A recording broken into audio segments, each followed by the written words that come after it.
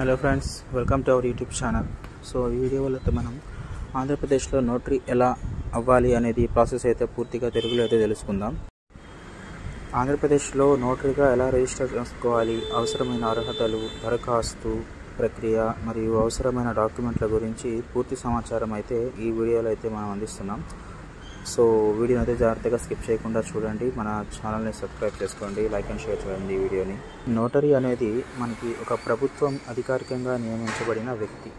ఇతను లీగల్ డాక్యుమెంట్లను ధృవీకరించడం, అఫిడవిట్లు, ఒప్పందాలు, పవర్ ఆఫ్ అటార్నీ వంటి డాక్యుమెంట్లను సంతకం చేసి అధికారిక ముద్ర వేయడం వంటి పనులు చేస్తుంటారు. సో మనకి నోటరీ ప్రక్రియ భారతదేశంలో నోటరీస్ యాక్ట్ 1952 మరియు నోటరీస్ రూల్స్ 1956 ప్రకారం జరుగుతుంది. నోటరీగా అవ్వడానికి కావాల్సిన అర్హతలు అయితే ఇప్పుడు చూద్దాం. సో నోటరీగా అవ్వాలంటే మీరు న్యాయవాదిగా అనుభవం అయితే కలిగి ఉండాలి ఖచ్చితంగా. సో ఓసీ కేటగిరీకి, బీసీ కేటగిరీకి అయితే సపరేట్ అయితే మనకి ఇక్కడ ఇచ్చారు.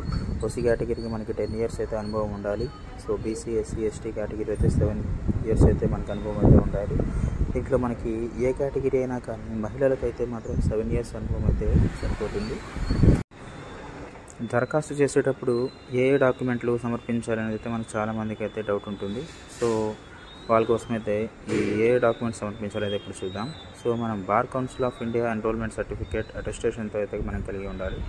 సో నెక్స్ట్ ప్రాక్టీసింగ్ సర్టిఫికేట్ ఉండాలి, ఎస్ఎస్సి మెమో ఉండాలి అటెస్టేషన్తో, ఎల్ఎల్బి ప్రొవిజనల్ సర్టిఫికేట్ ఉండాలి అటెస్టేషన్తో, పాస్పోర్ట్ సైజ్ ఫోటో ఒకటి, సో క్యాష్ సర్టిఫికేట్ అటెస్టేషన్తో ఒకటి, మెమోరియల్ ఫామ్ ఒకటితో ఉండాలి.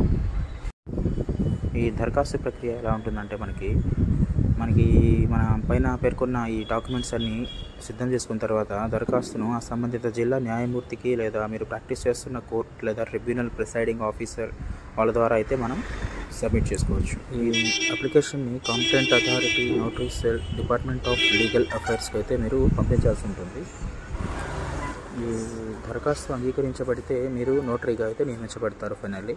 సో మీరు నియమించబడిన తర్వాత మీరు ప్రాక్టీస్ ఏరియాలో నోటరీ సేవలు అయితే మీరు అందించవచ్చు. నోటరీ సేవలకు ఫీజులు నోటరీ రూల్స్ 1956 ప్రకారం అయితే నిర్ణయించబడ్డాయి. నోటరీలు ఈ ఫీజులను తమ కార్యాలయంలో స్పష్టంగా ప్రదర్శించాలి. సో ప్రస్తుతం నోటరీల కోసం ఆన్లైన్ సేవలు అందుబాటులో ఉన్నాయి. మీరు నోటరీగా నియామకం, సర్టిఫికేట్ రెన్యువల్, ప్రాక్టీస్ ఏరియా మార్పు వంటి సేవలు ఇప్పుడు ఆన్లైన్లో కూడా చేసుకోవచ్చు. ఇచ్చిన ఆన్లైన్ లింక్ అయితే మీకు ఇక్కడ డిస్ప్లే అవుతుంది కదా, దాంట్లోకి వెళ్ళి మీరు ఆన్లైన్లో అయితే చేసుకోవచ్చు. సో ఈ వీడియో మీకు ఉపయోగకరంగా ఉంటే లైక్ అండ్ షేర్ చేయండి, మరియు ఛానల్ని సబ్స్క్రైబ్ చేసుకోండి. మీకు ఎటువంటి డౌట్స్ ఉన్నా కానీ మనకి కామెంట్స్ అయితే తెలియజేయండి. Thank you.